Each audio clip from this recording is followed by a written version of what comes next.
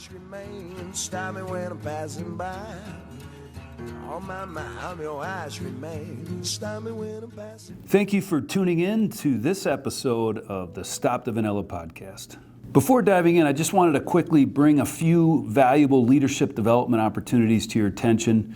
You know, one of the most important leadership skills, especially in today's competitive talent market, is the ability to develop others. The ability to build leaders in your organization and build high-performance teams. But candidly, there's very few opportunities for training on how to do that, on how to build leaders, on how to develop others. And on October 1st and October 2nd, we are having our biannual Shepherd of the Talent training. We hold it twice a year, but we train leaders on how to develop their teams, how to develop other leaders, and we call it shepherding the talent. We all are responsible for talent, be it at work and at home. And so this is a really cool opportunity to get you the tools and the processes to develop other people, to develop other leaders.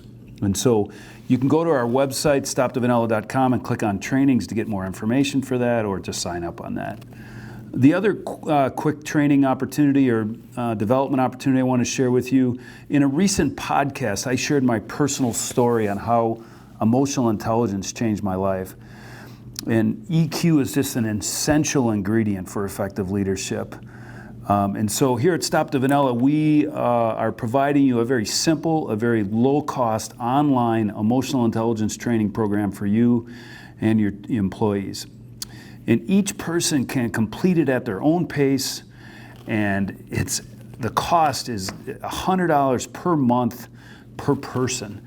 And this can easily be finished in 1 month. So you can train your leadership team or other people across your organization very cost effectively through this online emotional intelligence training. So email us at info@stopthevanilla for more information and or to sign up. So let's kind of dive into our podcast today. Today, this is about creating a vision for your business. In our last podcast, we provided an overview of a vision and talent planning process that you can complete on your own for your business and your department. Because there is nothing you can't achieve with the right plan and the right talent.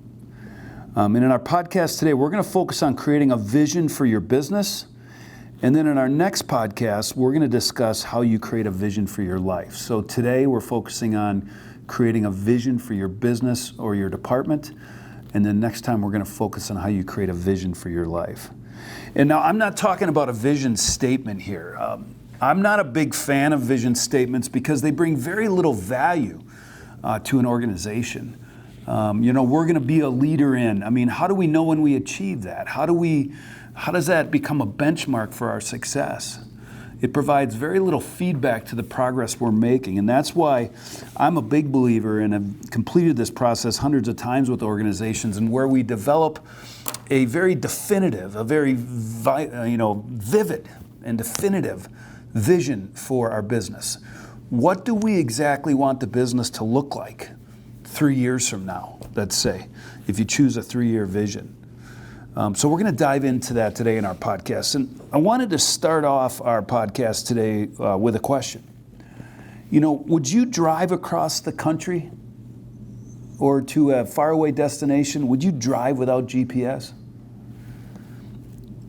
Would you arrive faster with or without GPS? I know that I don't go across town oftentimes without my GPS on. Because it gets me there the fastest way possible. And it actually avoids, accidents and traffic. And that's exactly what a vision does for your business.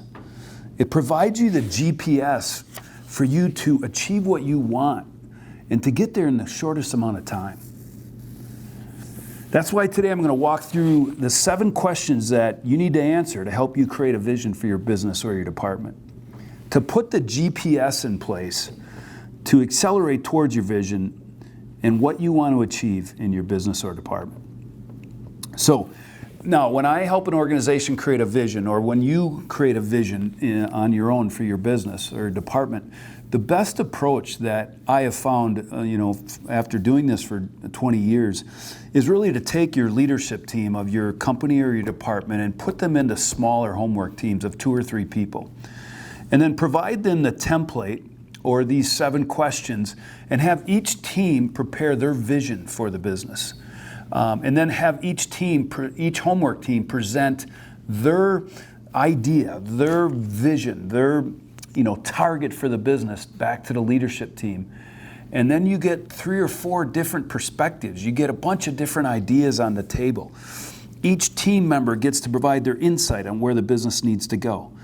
And it really enables them to get clarity on their vision for the business by hashing it out with their teammates in their smaller team before they come together as a larger team to finalize the vision. So I have learned that creating a vision with a larger group can take some time, but if you break them up into individual homework teams, they're able to hash out and get clarity of what they think the vision should be in those homework teams, so that when you get together as a team, defining the vision becomes much quicker.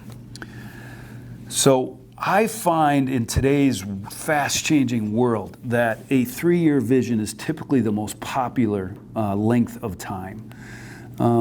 Way back in the old days, I used to do a lot of 5-year visions and used to see a lot of 5-year visions, but man, in today's fast-moving world, that is a long time out. So I see companies establishing a 2 or 3-year vision as typically the most common choice.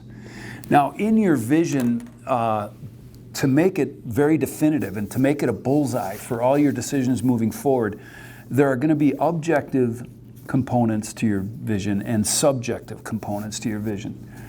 And so let's first talk about the objective components of your vision, and that's really the financial vision for your company or department. So we talked about there being 7 questions that you need to answer to create the vision for your business. And the first question you need to answer is, by the end of our 3-year vision, what do you want the company to look like financially? What are the 4 to 7 strategic measurements that you're going to monitor to make sure that the organization is moving towards that vision? And then once you finalize those 4 to 7 metrics, then you put goals in place for each year out to the end of that 3-year vision.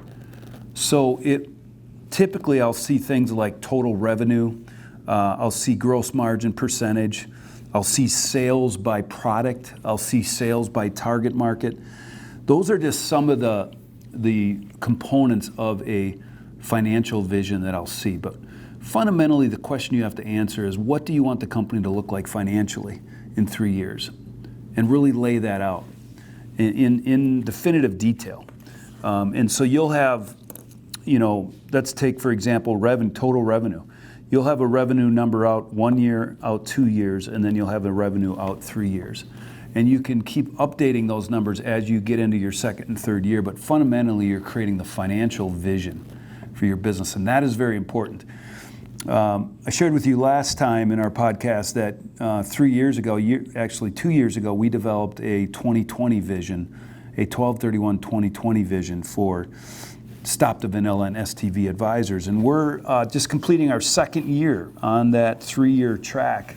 And again, there's things that we're killing it, and we're doing well, and we're achieving our financial vision. And then there's other areas where we have work to do yet. And those are the areas that we focus on when we get together as a team. So creating the financial vision is the first step, the first question that you have to answer.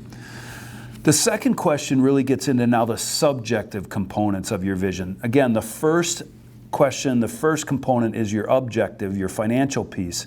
And then the second component and the rest of the components are very subjective, but very critical parts of your vision. So that second question that you have to answer is, why does a customer choose to do business with you over your competitor? What's your differentiation? What's your why? Why is a customer going to choose you?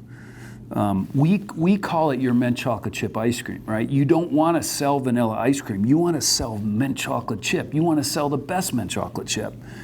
And so what is your mint chocolate chip of your business? How are you going to differentiate yourself against your competitors? I can just tell you right now that when I work with organizations or evaluate organizations or come into contact with organizations, I can tell the organizations that understand their why, that understand their mint chocolate chip, because they're good at it. Actually, they're becoming the best at it. And oftentimes I'm willing to pay them more, and we are as consumers willing to pay them more for their differentiation, their competence, because we can't get it at the same level from anyone else. Here at STV Advisors and Stop the Vanilla, our mint chocolate chip is strategy and talent. It's really tying your talent to your strategy to help you achieve what you want. And we like to say our mint chocolate chip is helping you find yours, and then really helping you make that a reality through a talent plan. So the first question you have to answer is, where do we want to be in 3 years financially? And then the second question you have to answer is, how are we going to differentiate ourselves from our competitors in that 3-year time period? The third question you have to answer is, who are our target markets that value our differentiation the most by the end of our vision? What types of organizations and customers value what we do the best? And really, we like to see an organization define their primary and their secondary target markets. Their primary is the organizations or the customers that are going to value their differentiation the most and are willing to pay the most for it. And then you have secondary target markets. A lot of times when I'm working with organizations, they'll want to have 4 or 5 target markets, but what they'll find is that they never really get to target market 4 or 5. They're focused on one, their primary, their secondary, and sometimes their third target market. And so the third question you have to answer to create your vision is, who are our target markets going to be that value our differentiation by the end of this vision? The fourth question is our geographic scope. What geographic markets do you want to serve by the end of our vision? So I just made up an example here. It could be pursuing all the cheese manufacturers, right? Target markets, cheese manufacturers in the Midwest, in the 5 states, in the 6 states. Or it could be nationally or internationally. What geographic markets are we going to be in and we going to service by the end of our 3-year vision? And so that is the fourth question you have to answer. The fifth question to develop your vision is, what products or services will you be offering by the end of your vision? And oftentimes these products and services are being delivered to strengthen, to deliver your differentiation. But what products and services will you be offering? What new services are you going to add that are within your competence, in your differentiation? So here at Stop the Vanilla and STV Advisors, we help leaders achieve what they want in their business, their career, and their life by having the right plan and the right talent. And one of the additional services that we recently added per our vision is career and life planning. And in the next podcast, I'm going to share with you how to create a life plan, a vision for your life. And so that's just an example of how we've executed our vision here and how you can execute your vision and really define what products or services do we want to provide our target markets by the end of our vision in 3 years. The sixth question then that you need to answer is, how do you want your employees to describe your company's culture by the end of your vision? Creating a healthy and a vibrant culture is an important step on reaching your vision. And really describing that vision, what are the things about your culture right now that aren't where you want them to be? And how would you describe that culture 3 years from now? And then obviously we're going to put action plans in place to make that culture a reality. So the sixth question is just, how do you want your employees and your team members to describe your company's culture by the end of your vision? One of the culture descriptions that we have here at STV Advisors and Stop the Vanilla is transparency. When we get together as a team, we want to be very transparent, very candid, very honest with each other. And those are core tenets of our culture. That if somebody has something that they need to say or with something that we need to work out, nobody's guessing that. We're sharing that. We're talking about it. That's a core part of our culture here. And then the last question number 7, is, what do you want your customers to say about your company at the end of your vision in 3 years? We use customer surveys at a start of a vision and talent planning process to establish our benchmark, to understand what our customers are saying about us today. And then when we start moving towards our vision and executing the action plans to achieve that vision, we want to start moving towards these descriptors. What do we want our customers to be saying about us? What do we want them to be? How do we want them to view us? And that is a critical step. So a lot of times, like I said, we'll do a customer survey for a customer at year 0. And then at the end of year 2, maybe we'll do another customer survey and make sure that we're moving our customers' perceptions towards how we want them to view us. And typically, one of the key parts of that is we want our customers to view us as partners, right? Not as vendors, but as partners. So that would be an example of what you want your customers to be saying about you. So just to summarize, question 1 is how do we want the company to look financially by the end of our vision? Question 2 is how are we going to differentiate ourselves from our competitors? Question 3 is who are our primary target markets that value our differentiation the most? 4th is what geographic markets do we want to serve by the end of our vision? Question 5 is what are our products and services going to be by the end of our vision to deliver on that differentiation? Question 6 is how do we want our culture to be described by the end of our vision? And then question 7 is how do we want our customers? What do we want our customers to be saying about us by the end of our vision? Now, the last thing that there may be other components or descriptors of your vision that are unique to your business or unique to your industry. So you can add those. So for example, if you're an organization that is building through not only organic growth, but through acquisition, part of your vision may include some specifics around your acquisition strategy or how you're going to get there. That's just an example. But don't be afraid to add other components and descriptors that bring value to you in understanding and creating that bullseye, that target for your business. And so those are the 7 questions that you need to answer to build a vision for your company and or your department. There's a saying that if you don't know where you're going, you're likely going to get there. And creating a vision for your business will provide you the GPS you need to make sure that your vision becomes a reality. In answering these 7 questions, you will have built a vision for your company for the next 3 years. And I can just tell you from my personal experience and from my experience with the hundreds of organizations that we work with, knowing where you're going brings a peace of mind and comfort to you and all your team members. We call it strategic clarity. It's where are we going as an organization and making sure everybody in your organization, regardless if you have 1 team member or you have 1,000 team members, it's critical that they all understand and have strategic clarity of where we are going. What is our vision? What do we want this company to look like in 3 years? Because with that vision in place and understanding of your vision, they are going to make decisions on a daily basis that are going to move you towards that vision. Without that vision, they're going to make decisions on a daily basis based on other variables, personal variables, those types of things. So having a vision that provides strategic clarity for every team member will enable you to get there and achieve that vision quicker. At STV Advisors, we've completed this process hundreds of times and watched our clients achieve their vision. So we just want to be a resource to help you achieve your company vision or department. So take the templates, download the templates at stopthevanilla.com. The vision templates are there to create a vision for your business or department. And just let us be a resource to help you achieve your company or department vision.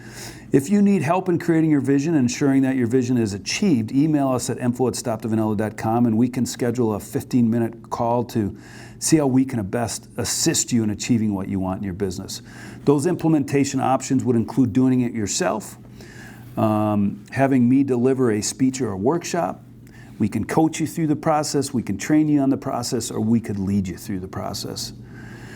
But we have one saying here at STV Advisors and Stop the Vanilla that is real, and it's those who plan profit.